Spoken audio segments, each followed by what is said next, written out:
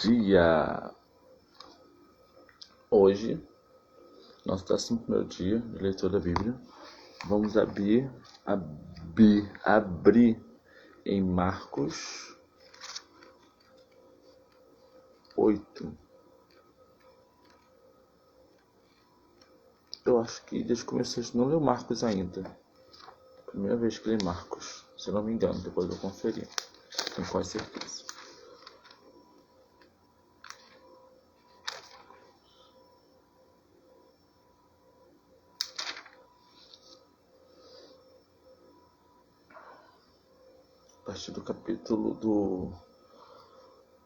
A partir do versículo 1. Deixa eu só confirmar.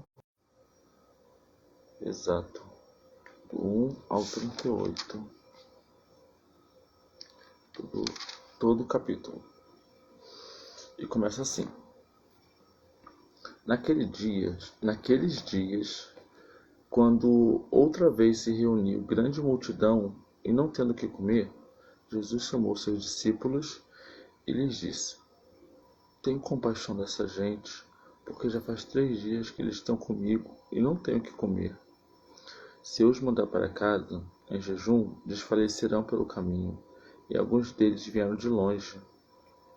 Mas os discípulos lhe responderam: Como poderá alguém saciar de pão nesse deserto?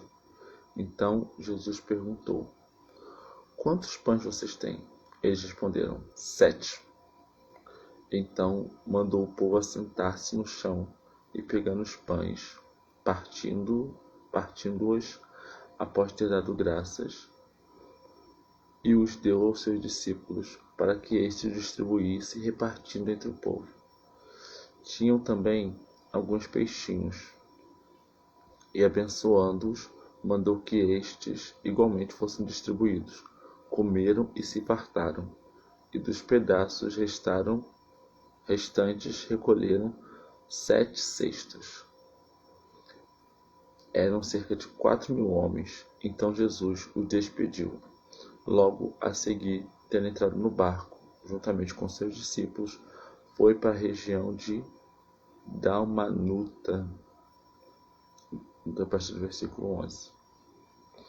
Os fariseus chegaram e começaram a discutir com Jesus, e tentando, pediram-lhe um sinal vindo do céu.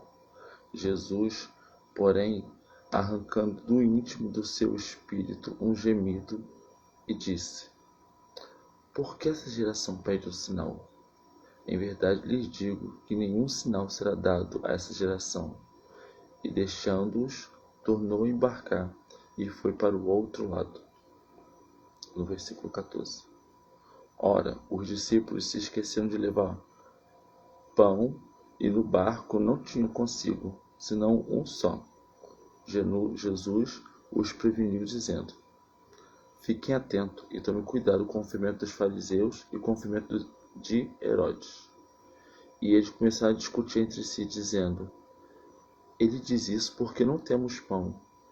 Jesus, percebeu isso e perguntou: Por que vocês estão discutindo sobre o fato de não terem pão? Vocês ainda não perceberam nem compreendem? Têm o coração endurecido? Tendo olhos não veem e tendo ouvido não ouvem? Não se lembram de quando parti os 5 pães para os 5.000? Quantos cestos cheios de pedaços vocês recolheram? Eles responderam: 12. E de quando parti os 7 pães para os 4.000? Quantos cestos cheios de pedaços vocês recolheram? Responderam: 7. Ao que Jesus lhe disse: Vocês já não compreendem? Aí no versículo 22. Então chegaram a Betsaida e lhes trouxeram um cego e pediram a Jesus que tocasse nele. Jesus, tomando o cego pela mão, levou-o para fora da aldeia. Então cuspiu nos olhos do homem e, impondo-lhe a mão, perguntou: Você vê alguma coisa? O homem, recuperando a visão, respondeu: Vejo as pessoas, mas elas parecem árvores que andam. Então Jesus novamente pôs a mão sobre os olhos dele, e o homem, passando a ver claramente, ficou estabelecido, e distribuía tudo e distinguia tudo de modo perfeito. E Jesus o mandou para casa, recomendando-lhe: não entre na aldeia. No 27, a confissão de Pedro. Então Jesus e os seus discípulos foram para as aldeias de Cesareia de Filipe. No caminho perguntaram-lhe: quem os outros dizem que sou?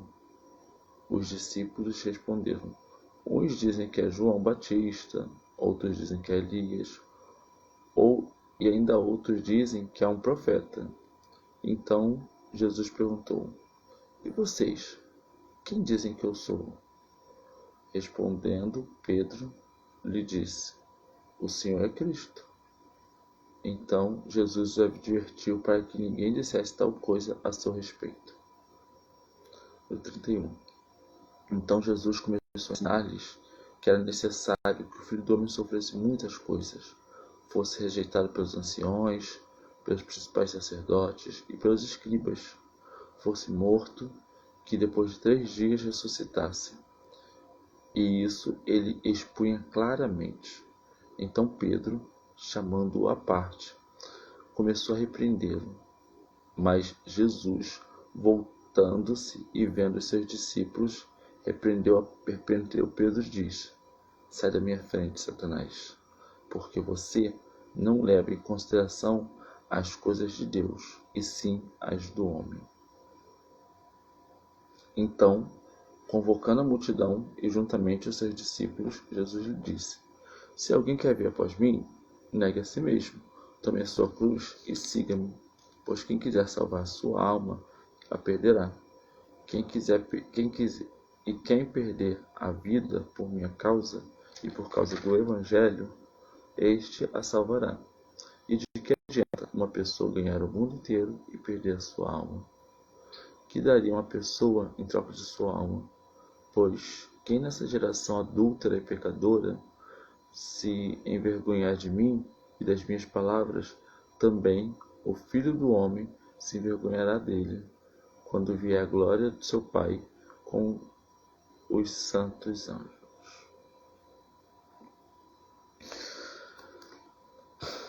Mais um dia, caminhando para os 30 dias. Tenha um excelente dia, um dia abençoado. Você, sua família, e que você possa ser uma bênção para as outras pessoas que estão ao seu redor. Bom dia.